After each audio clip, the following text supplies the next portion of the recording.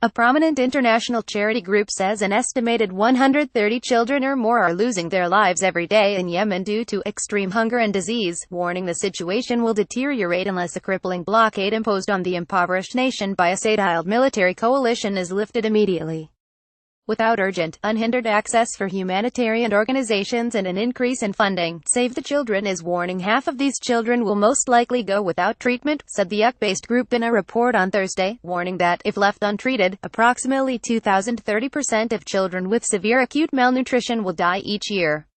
The warning came less than 2 weeks after Saudi Arabia announced that it was shutting down Yemen's air, sea, and land borders, after Yemeni Houthi Ansarullah fighters targeted an international airport near the Saudi capital of Riyadh with a cruise missile in retaliation for ceaseless bombardment of Yemen by the Saudi war machine over the past 2.5 years.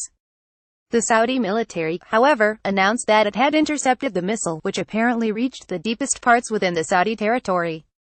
The decision to block access entirely to the key entry points of Sana'a Airport and the ports of Hudaida and Salif puts thousands more children at risk, the charity agency added, predicting that each of the provinces of Hudaida and Taiz, the most affected regions by the ongoing hunger crisis, would lose a staggering 10,000 children by the end of this year.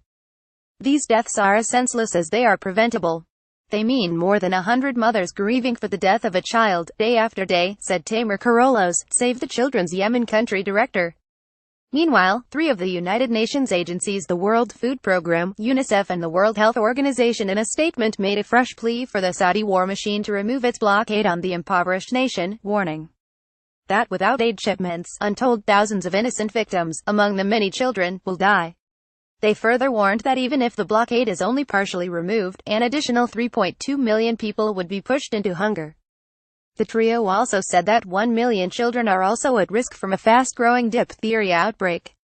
Since March 2015, the Saudi regime has been heavily bombarding Yemen as part of a brutal campaign against its impoverished southern neighbor in an attempt to bring back to power Yemen's former president Abd Rabbu Mansur Hadi, a staunch ally of Riyadh, and crush the Houthi movement, which is in control of large parts of Yemen, including the capital Sana'a.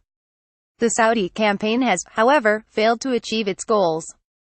Since the onset of the brutal war, Ansarullah, the national army and popular groups have joined forces to defend the country against the Saudi aggression.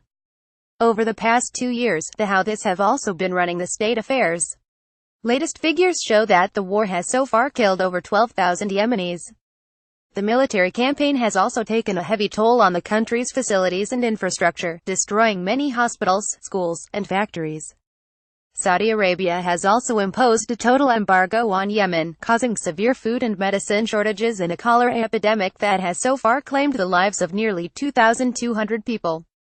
After nearly 3 years of the imposed war, the impoverished nation has 7 million people on the verge of famine and has had 900,000 suspected cholera cases in the past 6 months.